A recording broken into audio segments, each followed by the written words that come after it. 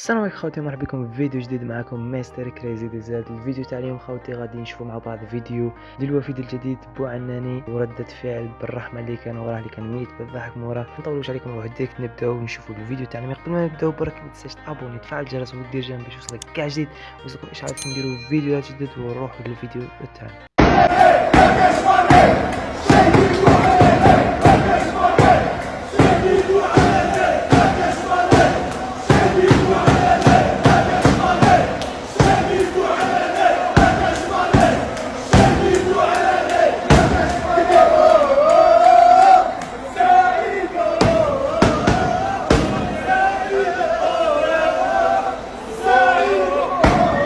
كما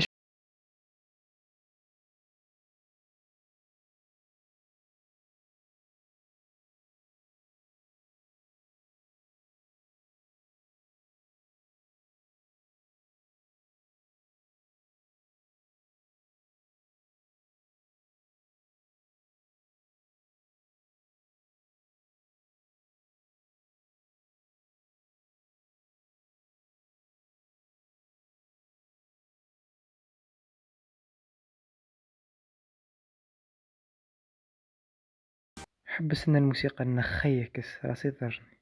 وهذا التصريح جاء بعد الانتقادات الكبيرة اللي طالت للمنتخب الوطني والناخب الوطني جمال بلماضي بعد النتائج اللي فاتت.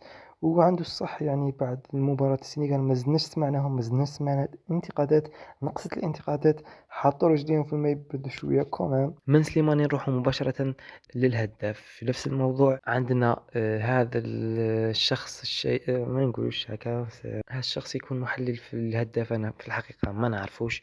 يعني بعد الانتهاء مباراة المنتخب الوطني الجزائري، الناخب الوطني سقساه على الانتقادات اللي كانت ضده. قال لهم باللي الله يهديهم والله يديهم. وهذه جات في جناب هذا السيد اللي غادي تشوفوا فيديو تاعو بعد قليل.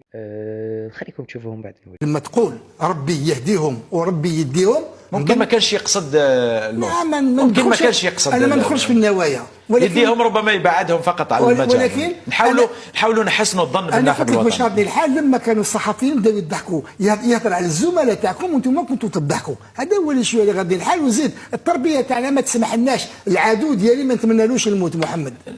كما شفتوا تصريح بالماضي كان باين واللي جاتو في جنابه. هذه هي. وهنا نكون وصلنا لنهاية الفيديو. متنساش اذا عجبك الفيديو تابوني، تفعل الجرس ودير جنب باش يوصلك كاع اشعارات نديرو فيديو جديد ويوصلك كاع جديد. المهم دمتم في رعاية الله وحفظه.